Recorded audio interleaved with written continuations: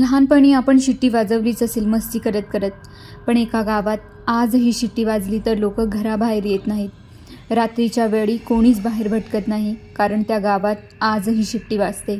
चला तर मित्रांनो, जाणून घेऊया या शिट्टी मागचं रहस्य। कोकणातील सिंधुदुर्ग जिल्ह्यातील एक गाव आरवली। लहान असताना बालपण तिथेच गेले। ते कोकण किनारपट्टीवर जायचे। सगळीकडे नारळाची झाडे आणि तो निसर्गरम्य परिसर खूप छान वाटायचे। असेच एके दिवशी आजोबा आणि त्यांचे मित्र सदा काका रात्री फिरायला गेले असता सदा त्यांना म्हणाला, आता इथून पुढे जाणे आपल्यासाठी योग्य नाही, आपण मागे जायला हवं। का मागे जायचं, भीता का काय आपण, आजोबा म्हणाले। आजोबा ढीठ निडर होते। सदा काका म्हणाले, तसे नाही, पण आपण रात्रीच्या वेळी बाहेर पडलोय आणि रात्री तर वाईट शक्ती वगैरे वावरत असतात, वेशीच्या बाहेर आपण जायला नको। सदा काका मागे जायला निघाले। थोडे मागे गेल्यानंतर त्यांना लक्षात आले की आपल्याला चकवा लागलाय, वाईट शक्तींच्या घेऱ्यात आपण अडकलोय आणि तेवढ्यात अचानक शिट्टी वाजली। ते शिट्टीच्या दिशेने जाऊ लागले। वाटले कोणीतरी लहान मुलं मस्करी करतंय। थोडे पुढे गेल्यावर जाता जाता सदा काकांना जाणवले की मागून कोणीतरी त्यांचे पाय जमिनीत आतमध्ये खेचतंय। त्यांनी बाहेर यायचा प्रयत्न केला, पण सगळं व्यर्थ आणि अचानक पाय मोकळा झाला। सदा काकांना नेमके काय होतंय काहीच समजेना।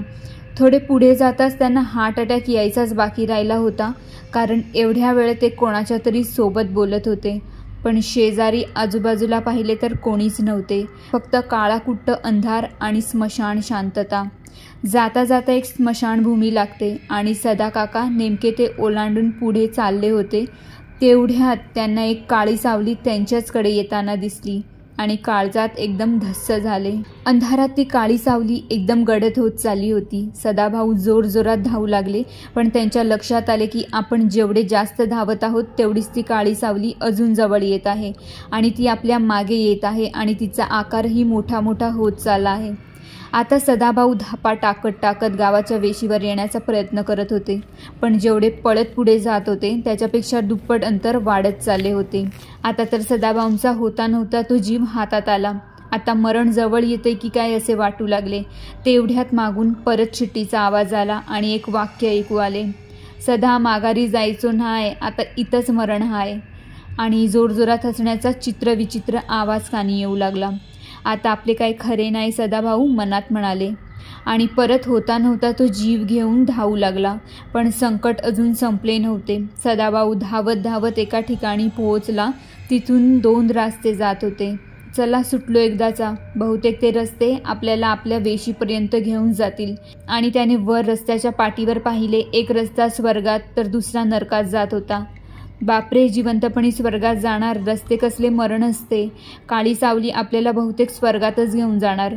थोडा रस्ता पार केला, तिथे भूतांची जणू जत्राच भरली होती। चित्रविचित्र आवाज कानी येऊ लागले। सदाभाऊ धावत सुटले, यार स्वर्गाच्या रस्त्यावर तर आलो, आता परत कसे जाणार। सदाभाऊ जसा जसा रस्ता मागे जायचा प्रयत्न करत होता तेवढाच तो रस्ता भयानक वाटत होता। जाता जाता रक्ताच्या थारोळ्यात कोणीतरी पडलेले दिसले। सदाभाऊ त्यांना मदत करण्यासाठी हात देणार, तेवढ्यात त्याचे लक्ष त्याच्या शरीरावर गेले आणि लक्षात आले की त्याला मुंडकेच नाही आहे। ततपप करत तिथून जाण्याचा प्रयत्न केला, पण ते शरीर त्याच्या मागे येऊ लागले आणि त्याच्या हातात एक धारदार शस्त्र होते। बहुतेक तो आपल्याला मारायलाच आला असणार। ते जे काही आहे आपल्याच मागे आहे आणि ती काळी सावली आणि ते शरीर आपल्याला सोडणार नाही। सदाभाऊ मनातल्या मनात देवाचा धावा करू लागले। कोण आहे तो खवीस मानकाप्या काळी सावली। सदाभाऊ आता खूप मोठ्या संकटात सापडले होते। ती वाट म्हणजे मसण वाटच होती। एका वेळेस एवढी भूते बाहेर आली, आता काही खरं नाही। आणि धावता धावता लक्षात आले, आज आकाशातला चंद्र नाही, म्हणजे ही अमावस्येची रात्र हाय आणि भूतांचा प्रहर हा सुरू झालाय। प्रहर तर सुरू झाला होता खरा, पण हे चक्र काही संपत नव्हते, अंतर पण काही संपत नव्हते आणि दिवस पण उगवत नव्हता। रात्र वाढतच चालली होती। रात्र ही वैर्याची झाली होती। तसाच पुढे गेल्यावर दुरून एक महाल सारखं दिसलं, पण जवळ जाऊन पाहतो तर भूत बंगलासारखं दिसलं आणि पलीकडून सगळी भूते त्यातच जाताना दिसत होती आणि पुढे मार्गही नव्हता। सदा त्या भूतांच्या घरात जाऊ लागला। पांढऱ्या साडीतली बाई, हडळ उलट्या पायाची बाई, फक्त ऐकले होते, ते देखील तेथे हजर होत्या। भूतांच्या घरात पार्टी ठेवा तर स्वागत करण्यासाठी भूतेच येणार ना. आता भूतांची तर पार्टी त्या भूत बंगल्यात चित्रविचित्र आवाज ऐकू येत होते. यातून बाहेर पडणार तेवढ्यात एक खवीस त्याच्या पाठीमागे मोठा आवाज करत लागला. खवीस मागे लागल्यावर सहजासहजी कोणाला सोडत नव्हता आणि सदाही काही कमी नव्हता. सदाने आसपास पाहिले आणि बाजूला एक मॅन पडलेली होती. एव्हाना गावात भूतांच्या नावाने घाबरणारा सदा ती मॅन घेऊन निघाला.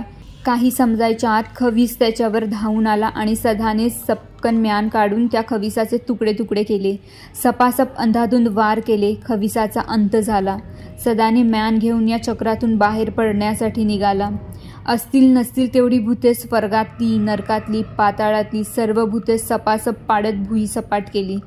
सगळ्या भूतांना मारून त्यांनी त्यांचे पार रक्ताचे पाठ वाहिले. भूते काय आता परत येणार नाही. मार्ग आता मोकळा झालाय. परंतु भूतांचे आत्मे त्यांचा प्रतिशोध घेण्यासाठी सदाच्या पाठीमागे परत लागले. कारण चक्र संपायला 2 तास बाकी होते. ते आत्मे परत जागे कसे झाले एवढ्यात त्याची नजर समोरच्या वाटेवर गेली. तिथे कोणत्या तरी माणसाने सिगरेट ओढलेली होती. Cigarette is injurious to health सांगून सुद्धा समजणार नाही. कॅन्सर होऊन माणसे मरून त्यांचे आत्मे जागे झालेत. एक वेळ भूतं मरतील पण माणसे सांगून सुधारणार नाही.